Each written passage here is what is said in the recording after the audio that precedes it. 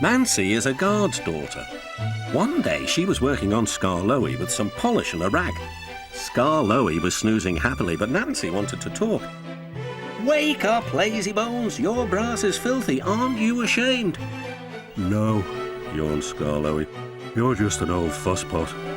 And Skarloey closed his eyes. He was thinking about his friend Rheneas and all the good times they had shared together before Rheneas went away to be mended.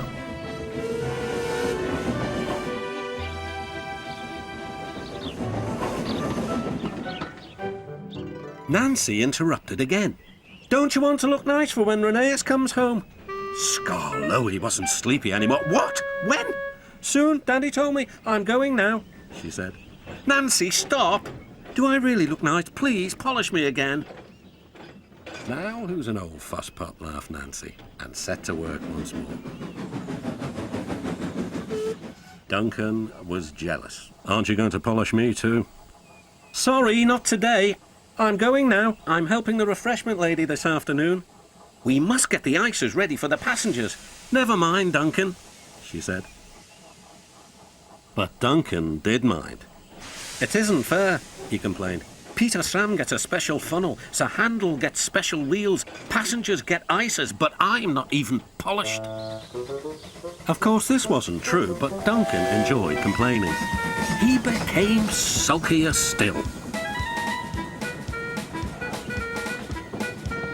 That afternoon, there was bad news from up the line. "One of Skarloey's coaches has come off the rails," called Duncan's driver.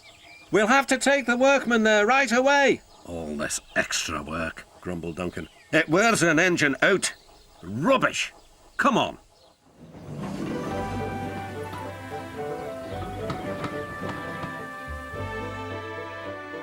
The derailed coach was in the middle of Skarloey's train, so he had gone on to the top station with his front coaches.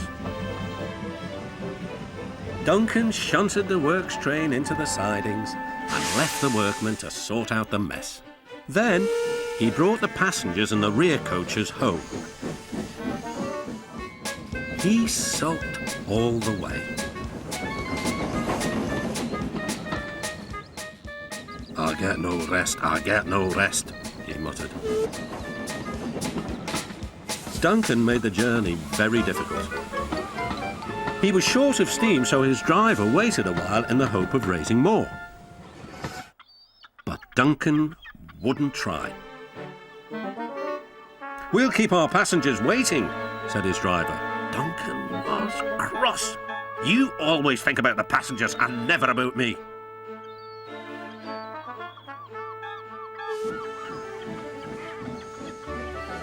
It wasn't long before Duncan built up enough steam to set off again.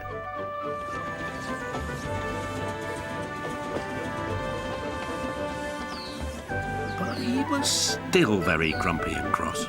"I'm overworked and I won't stand it."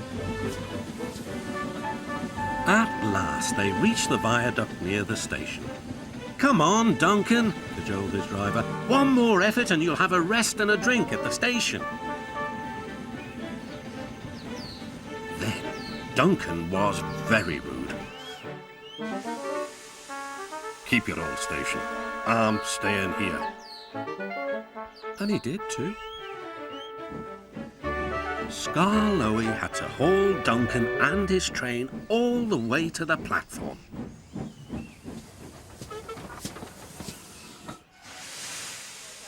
The passengers were furious. They told everyone what a bad railway it was. That night, the fat controller spoke to Duncan.